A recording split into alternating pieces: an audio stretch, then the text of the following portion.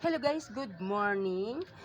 Welcome to my vlog. Nandito tayo ngayon sa aking tanim. Ayan guys, nakikita nyo. So mga pinutol ko siya kasi pumangit siya. Nagkaroon siya ng sakit. So nakita ko sa YouTube, kailangan putulin ang mga dulo. Kasi hindi ko so nagawa nung una kasi hindi ko naman alam. So ngayon ko lang nalaman. Ayan na ayan na siya. Mayroon na siyang mga bagong sanga-sanga. Ayan, gaganda na siya. Pinagpuputol ko kahit may bunga pa kasi ang bunga niya ay hindi lumalaki. Ayan guys.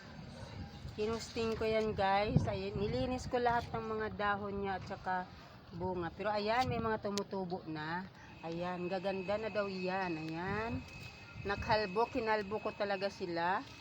Ayan, na may mga tumutubo na siya guys. Ayan, kinalbo ko pati yung mga sili, yung mga makupa ko, tinanggal ko din lahat ng bunga. Kailangan daw tanggalin ang unang bunga para daw dumami pa, tapos linisin ang pinakababa. So hindi ko pa nalinis ang pinakababa, nung nakaraan nilinis ko yan. Ayan, nakita nyo, kalbo ang halaman ng lola nyo. Ito, ayan. Pero ayan guys, nakita nyo, ayan, may mga tumubo naman na siya. Ayan, may mga tumutubo na din. Lahat ng aking gulay ay pinagpuputol ko. Ayan siya guys. Tapos gagawa tayo ngayon ng abono, yung bitchin daw guys. Ito siya, isang balde. Ayan, so maglalagay daw tayo ng 3 kutsara sa isang balding bitchin. Ayan, pero hindi daw muna i-dilig. Mamayang gabi ko i-dilig ito guys. Ayan, 3 kutsara guys. Mag-ano tayo ng 3 kutsara.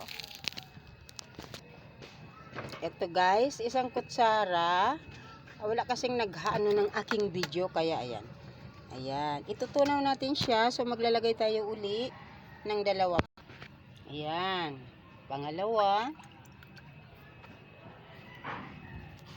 kutsara, pangatlong kutsara. Itutunaw natin ito guys, pero hindi pa natin siya ididilig ngayon, mamayang gabi pa, at kailangan tunaw na tunaw ang bitchin. Napanood ko to sa isang vlogger. Yan, itatabi ko muna ito guys na tubig at mamayang gabi ko siya ididilig. So kailangan daw sa lupa lang, wag sa mga dahon. Ayan, so itatry natin kung totoo talaga na magpapataba itong OMG ng fertilizer daw guys. Ayan, ito na yung mga bunga ng aking makupa. Pinagpipitas ko na kasi ito yung mga unang bunga nila para daw lalong lumago at lumaki, kailangan pitasin ng unang bunga guys. So nakita nyo yung pinakita ko, nakaubo sila. Ayan, pinagpuputol ko ang dulo. So try natin kung totoo, kasi ngayon lang ako maghalaman kasi wala akong alam sa halaman guys. Ayan, okay guys, thank you for watching. Sa susunod ulit na video.